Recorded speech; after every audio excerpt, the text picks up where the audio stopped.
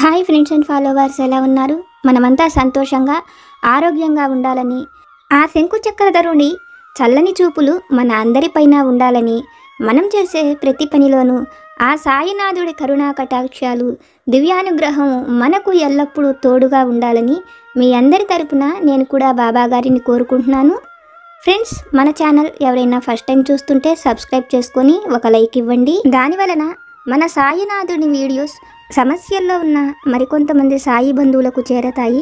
బాబాగారు మనతో చెప్పే ఆ దివ్య వాక్కులను వినటం వలన బాబాగారి దివ్య అనుగ్రహంతో పాటు మనసుకు సంతోషము, మనం కోరుకున్నవి నెరవేరతాయి అనే ఆనందంతో పాటు బాబాగారు మన కష్టకాలంలో మనతో పాటే ఉన్నారు అనే నమ్మకం కూడా కలుగుతుంది.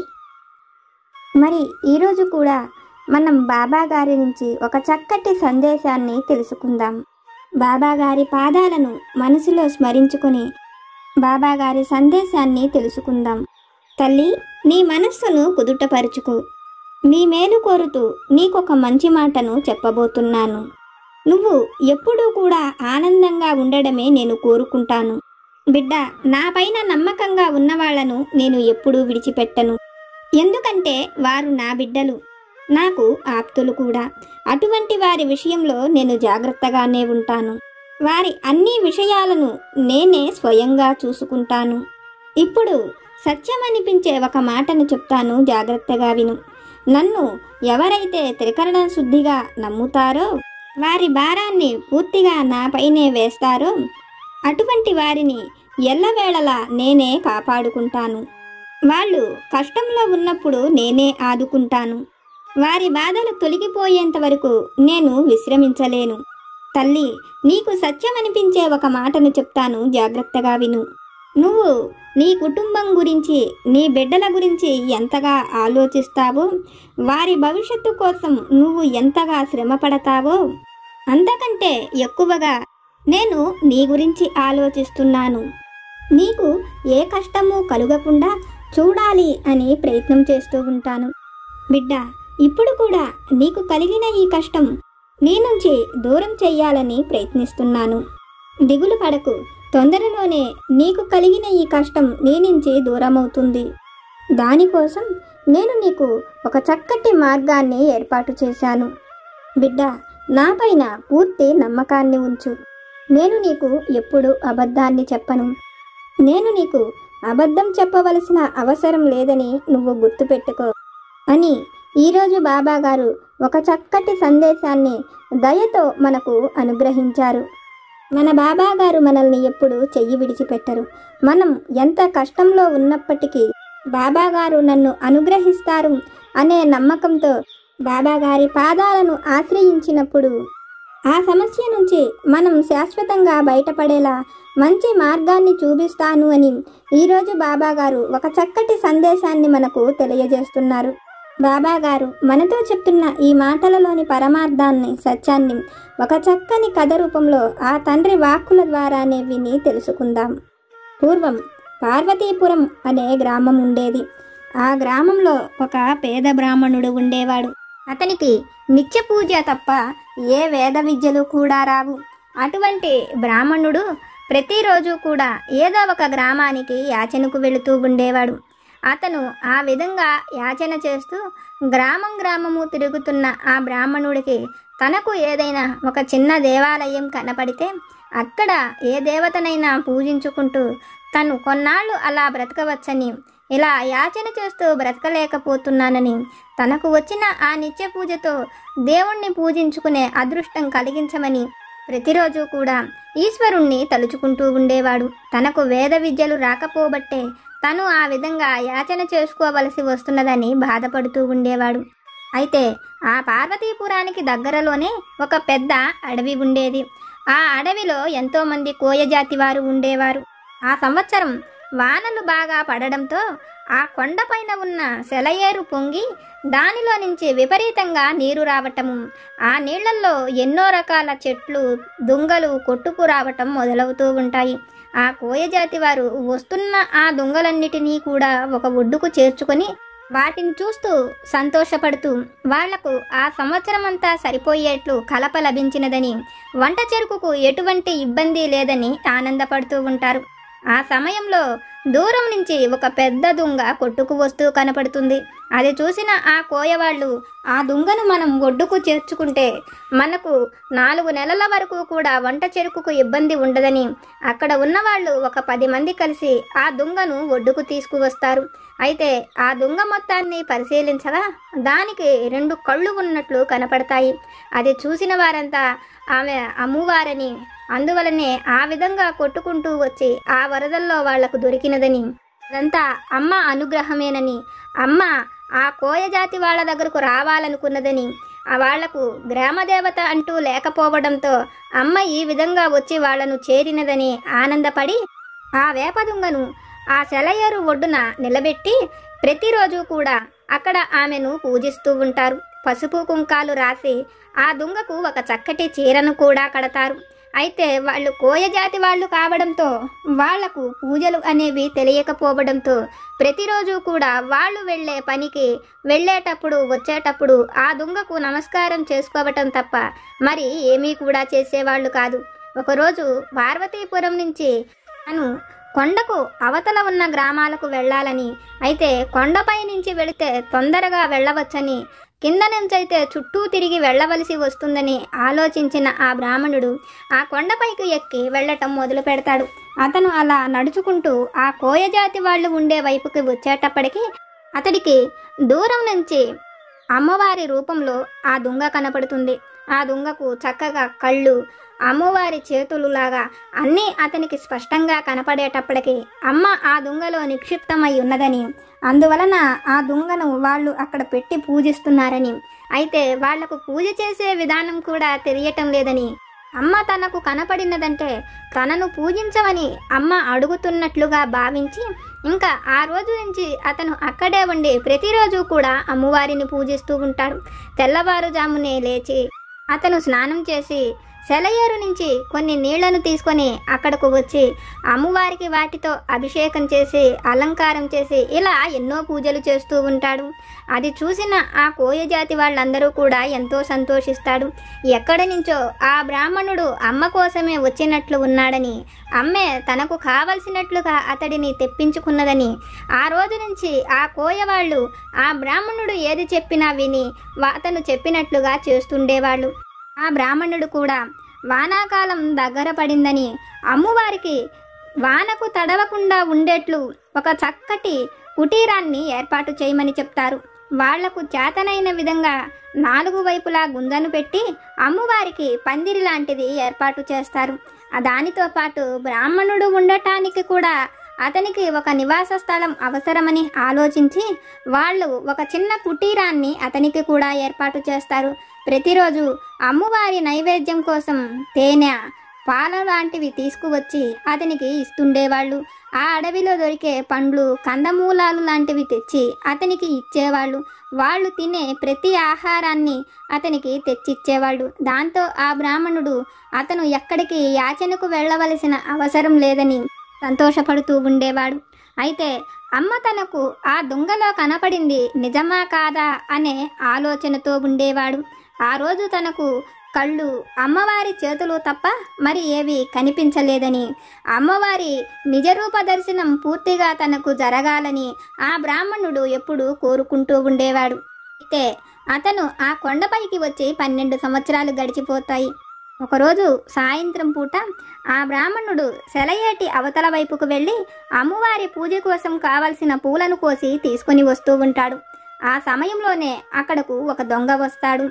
అమ్మవారి రూపంలో ఉన్న ఆ మానును చూసి ఎక్కడైనా అమ్మవారి చెట్టంటే వాటికి ఎంతో చక్కగా పచ్చదనంతో ఎన్నో ఆకులు ఉంటాయని, ఇలా ఒక దొంగను పెట్టి అమ్మవారి చెట్టని ఇక్కడ ఉన్నవారంతా పూజిస్తున్నారు, వీళ్ళు ఆటవికులు కాబట్టే ఈ విధంగా చేస్తున్నారేమో అనుకుని ఎండిపోయిన ఆ దొంగను నరికి తన ఇంటికి కట్టెలుగా తీసుకువెళ్లాలనుకుని తన చేతుల్లో ఉన్న గొడ్డలిని ఆ దొంగపైకి ఎత్తుతాడు.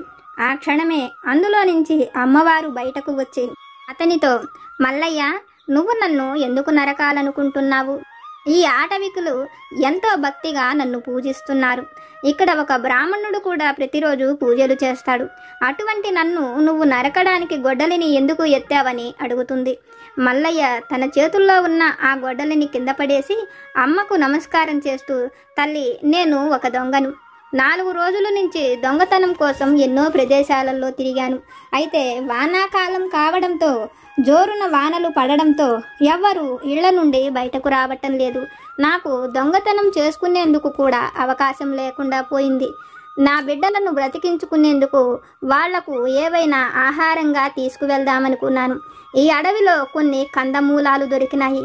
వాటిని వండి పెట్టేందుకు నా దగ్గర వంట చెరకు కూడా లేదని, కొనేందుకు ధనం కూడా లేదని, ఈ అడవిలో ఎక్కడైనా ఎండు కట్టెలు దొరుకుతాయేమోనని చూస్తే ఉన్న కట్టెలన్నీ కూడా వానకు తడిచిపోయినాయని, ఇక్కడకు వస్తే వీళ్ళు ఈ ఎండిపోయిన దొంగకు ఒక చక్కటి పందిరి కింద ఉంచి పూజిస్తున్నారని, నేను ఇది పందిరి కింద ఉండి తడవకపోయేటప్పటికీ నిజంగానే ఎండిపోయిన దొంగేమో, ఇందులో అమ్మవారు లేదేమో అన్న అనుమానంతోనే ఈ గొడ్డలిని పైకి ఎత్తానని, కానీ నువ్వు ఇందులో నిక్షిప్తమై ఉన్నప్పుడు నేను దీనిని నరకనని, కానీ నేను నా బిడ్డలు ఎలా బ్రతకాలో అర్థం కావటం లేదని అమ్మకి చెప్తాడు.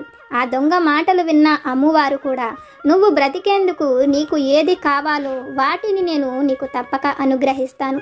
ఇంక నుంచి నువ్వు ఎక్కడ దొంగతనం చెయ్యవలసిన అవసరం లేదు. నీకు ఏవి కావాలో వాటిని నేను నీకు అనుగ్రహిస్తానంటూ అమ్మవారు 100 నాణాలను ఇచ్చి తనకు ఎప్పుడు ఏవి కావాలన్నా అక్కడకు వచ్చి అడగమని చెప్తుంది.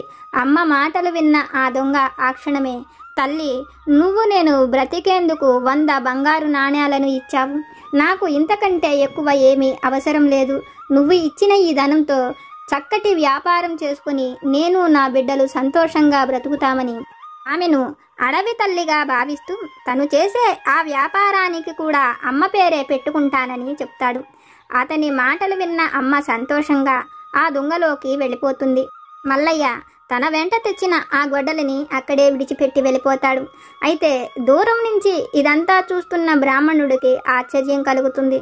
తను 12 సంవత్సరాల నుంచి అక్కడే ఉండి పూజిస్తున్నప్పటికీ అమ్మ తనకు ఒక్కసారి దూరం నుంచి కళ్ళు చేతులు మాత్రమే కనపడినాయని, తన పూర్తి రూప దర్శనం అతనికి కనిపించలేదని, అయితే ఒక దొంగకు మాత్రం అమ్మ పూర్తిగా నిజరూప దర్శనాన్ని చూపించిందని, అతనికి 100 బంగారు నాణ్యాలను కూడా ఇచ్చిందని, ఎన్నో ఏళ్ల నుంచి ఆ కొండపైనే అమ్మవారిని నమ్ముకొని ఉన్న అతనికి మాత్రం ఒక్క వరహా కూడా ఇవ్వలేదని, దైవం ఎప్పుడు నమ్మి మ్రొక్కిన వారిని పట్టించుకోదని, అతను కూడా ఆ దొంగ రీతిలోనే అమ్మవారిపైకి గొడ్డలి ఎత్తాలని ఆలోచించుకొని ఆ బ్రాహ్మణుడు ఆ క్షణమే అక్కడకు వచ్చి అమ్మను పూజించటానికి తెచ్చిన పూలను అన్నిటినీ పక్కన పెట్టి మల్లన్న పడేసిన గొడ్డలని తన చేతికి తీసుకొని అమ్మవారిపైకి ఎత్తుతాడు. ఆ క్షణమే ఆ వేప చెట్టు మానులో నుంచి ఆగు శివయ్య అనే మాట వినిపిస్తుంది. దాంతో బ్రాహ్మణుడు ఆగిపోతాడు. ఆ మానులో నుంచి, నువ్వు ఏమి చేస్తున్నావు? ప్రతిరోజు నన్ను పూజించే నువ్వు ఈ రోజున ఈ విధంగా ఎందుకు గొడ్డలిని తీశావని అడుగుతుంది. ఆ మానులో నుంచి వస్తున్న ఆ మాటలు విన్న శివయ్యకు ఎంతో ఆనందం కలుగుతుంది. అమ్మ తనతో మాట్లాడుతున్నదని ఆనందించి, అమ్మ, నేను నిన్ను ఎన్నో రోజుల నుంచి పూజిస్తున్నాను. నువ్వు నాకు ఏ రోజు కూడా పూర్తిగా దర్శనాన్ని కలిగించలేదు. కానీ నీపైన ఏమాత్రము నమ్మకం లేని నువ్వు ఈ మానులో ఉన్నావో లేదో తెలియని ఒక దొంగకు మాత్రం కనపడ్డావు. అతనికి 100 బంగారు నాణ్యాలను కూడా ఇచ్చావు. నాకు ఏ రోజైనా ఒక చిన్న వరహా అయినా ఇచ్చావా అని అమ్మను అడుగుతాడు. ఆ మాటలు విన్న అమ్మ, నీకు నా నిజరూప దర్శనం చూసే శక్తి లేదనే ఇన్ని రోజులు నేను నీకు కనిపించలేదు. ఒకవేళ నువ్వు నా నిజరూప దర్శనాన్నే చూడాలని అనుకుంటే ఈ క్షణమే చూడు అంటూ అమ్మ తన నిజరూప దర్శనాన్ని చూపిస్తుంది. ఆ క్షణమే ఒక 2 పెద్ద పిడుగులు రాసుకున్నట్లుగా ఆకాశంలో నుంచి పెద్ద మెరుపు వస్తుంది. అది చూస్తూనే శివుడికి 2 కళ్ళు పోతాయి. ఆ క్షణమే శివుడు అమ్మవారి పాదాల పైన పడితే, అమ్మా, నేను నీ నిజరూప దర్శనాన్నే కదా అడిగింది, అయినా నా కళ్ళెందుకు పోయినాయని అడుగుతాడు.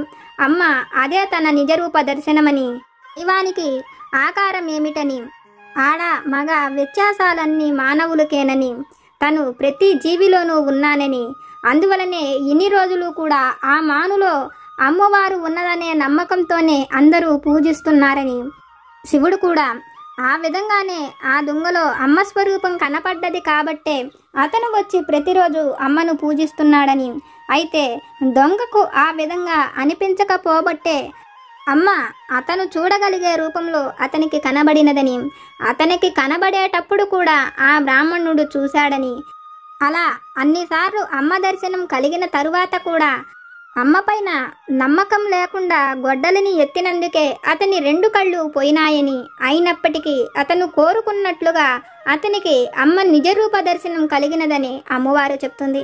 అమ్మ మాటలు విన్న శివుడు, అమ్మ నువ్వు చెప్పిన ప్రతి మాట నిజమే, కానీ అతను ఒక్కసారి నీ దర్శనం కలిగినందుకే అతనికి 100 బంగారు నాణ్యాలు ఇచ్చావు, కానీ నాకు ఏ రోజు కూడా ఒక్క వరహా కూడా ఇవ్వలేదని అలా ఎందుకు చేశావని అడుగుతాడు.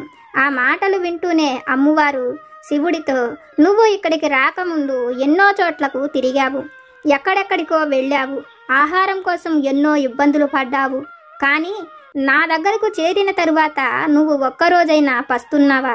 నేను నిన్ను ఆ విధంగా పస్తు ఉంచానా? నువ్వు ఉండేందుకు ఒక చక్కటి ఇంటిని ఏర్పాటు చేశాను, నువ్వు కోరుకున్న ఆహారం నీ ముందుకు వచ్చేలాగా చేశాను, నీకు చక్కటి ఆరోగ్యాన్ని కూడా ఇచ్చాను. ఇవి అన్నీ కూడా నేను నీకు అనుగ్రహించినవి కాదా? ఆ ఆటవికులు నీకు ఈ ఇంటిని ఇవ్వటం కానీ, నువ్వు కోరిన ఆహారాన్ని ఇవ్వటం కానీ ఇవన్నీ ఎవరిని చూసి చేశారు? నన్ను పూజిస్తున్నందుకు నీకు ఇచ్చారా, లేకపోతే నిన్నే చూసి ఇచ్చారా అని అమ్మవారు అడుగుతుంది.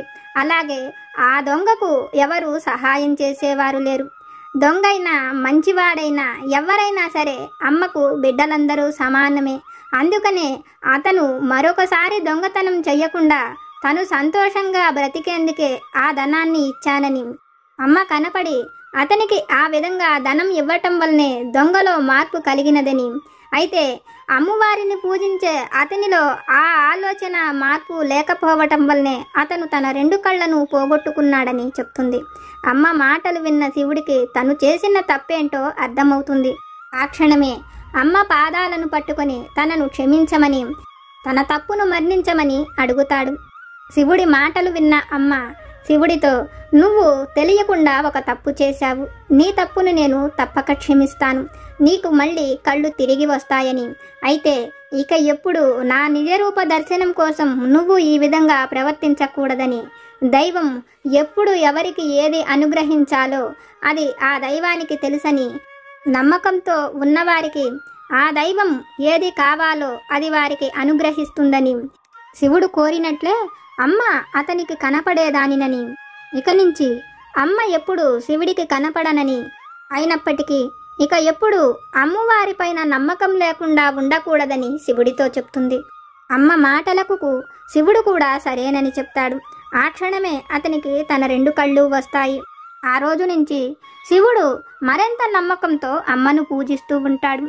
అమ్మ చెప్పిన ప్రతి మాట నిజమేనని, ఆ దొంగ తను సంతోషంగా బ్రతికేందుకు కావాల్సిన మార్గాన్ని అమ్మవారే చూపించినదని, శివుడికి కూడా ఏది అవసరమో వాటన్నిటినీ అమ్మ ఏర్పాటు చేసినదని, అయితే అతను ఆ విషయాన్ని గ్రహించలేకపోయాడని, అమ్మ దర్శనం ఎన్నోసార్లు తనకు కలిగినప్పటికీ తను సంతోషంగా బ్రతికేందుకు ఏవి అవసరమో అవన్నీ కూడా అమ్మ ఏర్పాటు చేసినప్పటికీ తను ఆ విషయాలను గ్రహించలేకపోయానని, ఆ మార్గాన్ని తను తెలుసుకోలేకపోయానని, దైవాన్ని ఎప్పుడు అనుమానించకూడదని, నమ్మకంతో ఉంటే మనం సంతోషంగా బ్రతికేందుకు ఏవి అవసరమో అవన్నీ కూడా ఆ దైవమే మనకు అనుగ్రహిస్తుందని, అది తన విషయంలో నిజమైనదని, అమ్మ తనకు కావాల్సిన వాటిని తనకు అనుగ్రహించినదని, అలాగే గూడెం ప్రజలకు పూజించుకునేందుకు ఒక్క దైవ విగ్రహం కూడా లేదని వారు బాధపడుతున్నందుకే అమ్మవారు ఆ విధంగా వాళ్లను చేరుకున్నదని, దొంగకు కూడా అతనికి కావాల్సిన వాటిని అమ్మే అనుగ్రహించినదని, అమ్మకు బిడ్డలు అందరూ సమానమేనని శివుడికి అర్థమవుతుంది. తల్లి, ఇది విన్న నీకు నేనేమి చెప్పాలనుకుంటున్నానో అర్థమైంది కదా. నువ్వు కోరిన వాటిని పొందేలా ఒక చక్కటి మార్గాన్ని నేను నీకు ఏర్పాటు చేస్తాను.